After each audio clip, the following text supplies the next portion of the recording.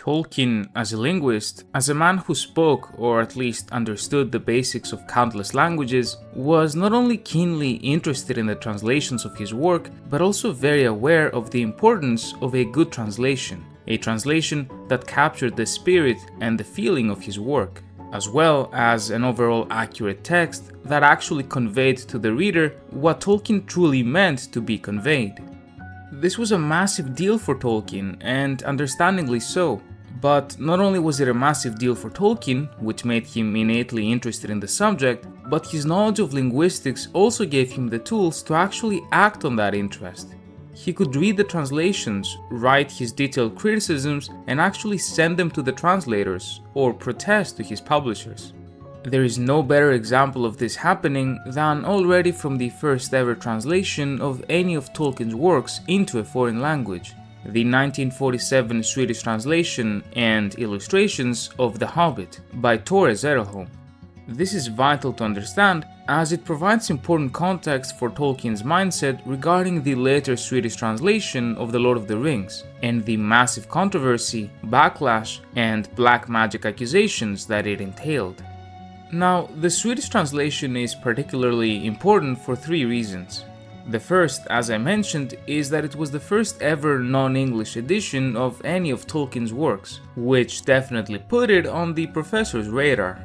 The second is that Tolkien was particularly interested in the Germanic nations of Europe, and especially Scandinavia and its Norse legacy, which lastly gave him the motivation to learn, the basics at least, of its languages, including Swedish. This not only gave him a perspective on the Swedish translation, but also the ability to form an opinion regarding alternative ways to translate certain words. With that said, what was so wrong about the Swedish translation of The Hobbit, and what was Tolkien's reaction to it? And moreover, what did it mean for the even larger controversy that was the Swedish translation of The Lord of the Rings? This here is the cover of the 1947 first edition Swedish Hobbit, or should I say, Hompen. Yes, Hompen. Before I get into Tolkien's reaction to that, let us see some other examples first. Bilbo was naturally translated into Bimbo, and Goblin to Svartalf, which for those familiar with Norse mythology means dark elf, or potentially dwarf. Certainly not what Tolkien was going for. These linguistic examples were also paired by bad, at least in the eyes of Tolkien, illustrations that came with the book.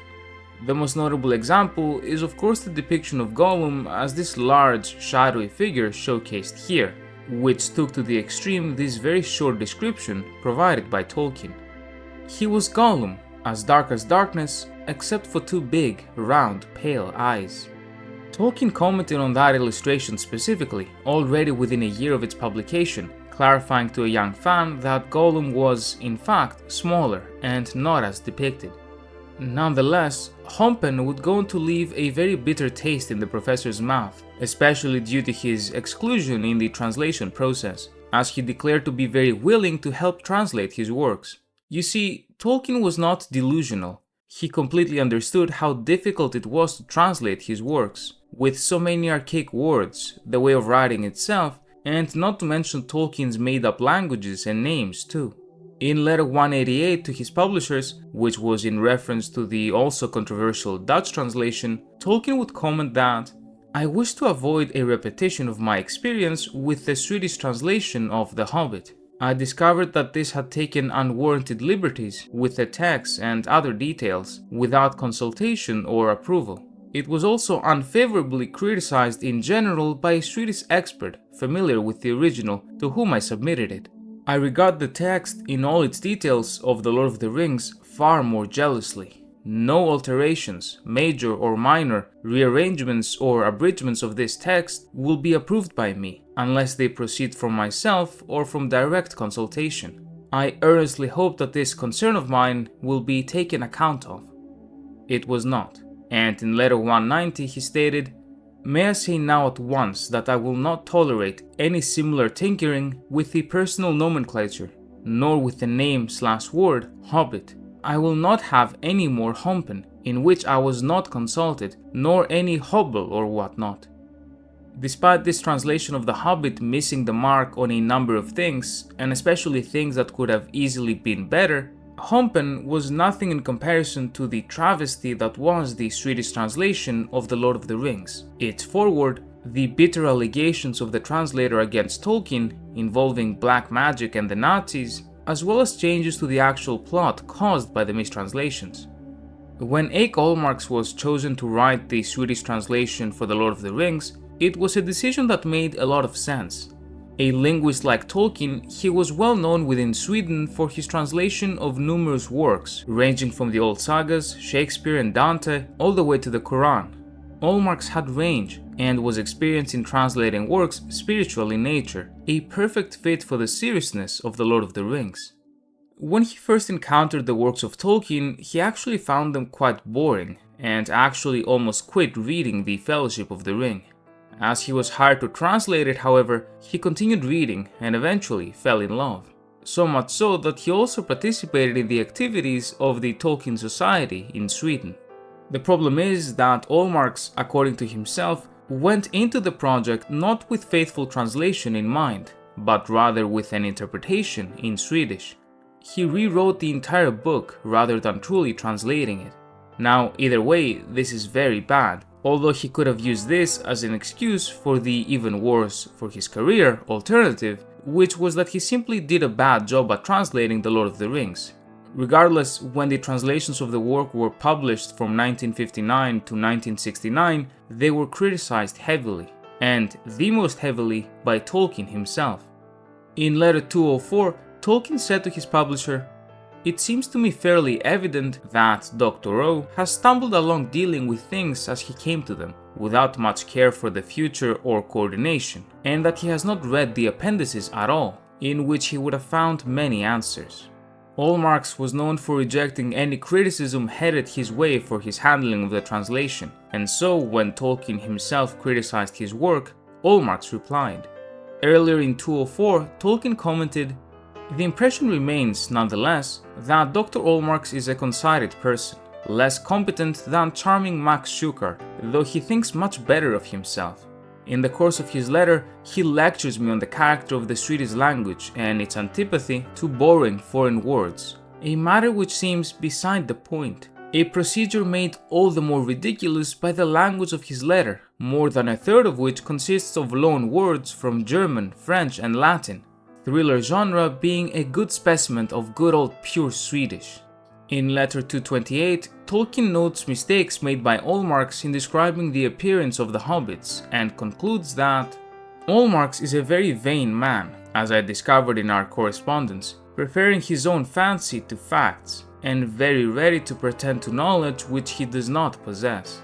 This comment was largely caused by the even greater travesty that was the Swedish foreword to The Lord of the Rings, written entirely by Ohlmarks. In it, among other things, Ohlmarks essentially calls the work an allegory that consisted of the Bolsheviks and the Gestapo, and also thought that Sauron was, in fact, Joseph Stalin. The things that bothered Tolkien especially, however, were the fabrications within the foreword that regarded his own personal life and beliefs. Notably, Ohlmarks suggested that Tolkien had disliked his time at the University of Leeds because it was northern, something that Tolkien found abhorrent. Ohlmarks also claimed that Tolkien was inspired by Wagner, which the professor denied, and there were also a number of biographical elements that were outright wrong and should have never been included. In the very end of letter 229, Tolkien famously says, "Why should I be made an object of fiction while still alive?"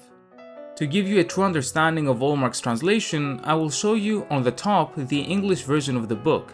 In the middle, Ohlmarks' translation, which by the way was the only available translation for 40 years, and on the bottom the positively reviewed 2005 translation by Anderson.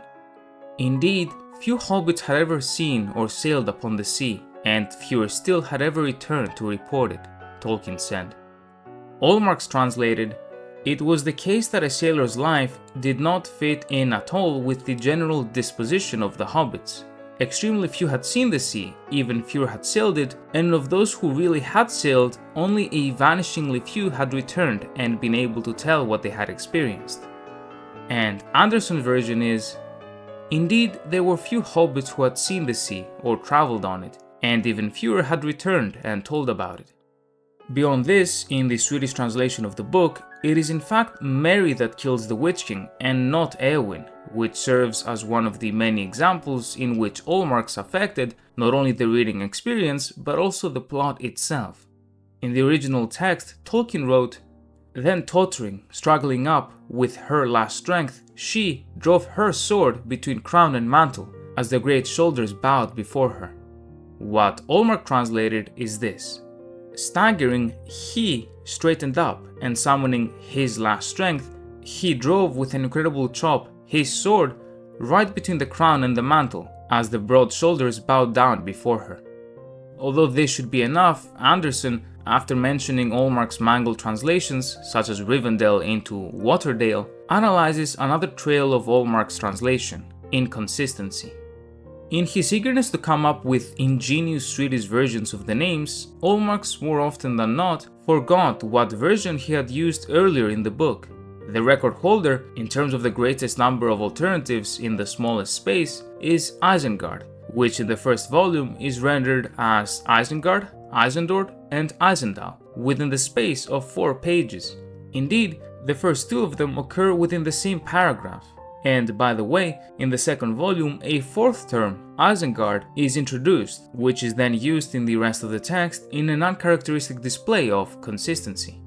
Tolkien, as you can understand, was furious, and in his attempt to prevent this sort of thing from happening in the future, he wrote Guide to the Names in The Lord of the Rings, which essentially highlighted which types of names and words should be brought into the translation as they were, which should be entirely translated, and which should be converted.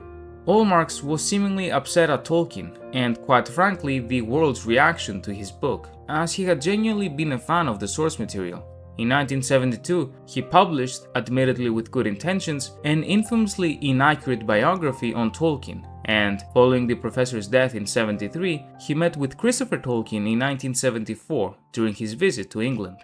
The meeting went seemingly well, and Ohlmarks was even shown information about the yet-to-be-published Silmarillion before the two parted ways.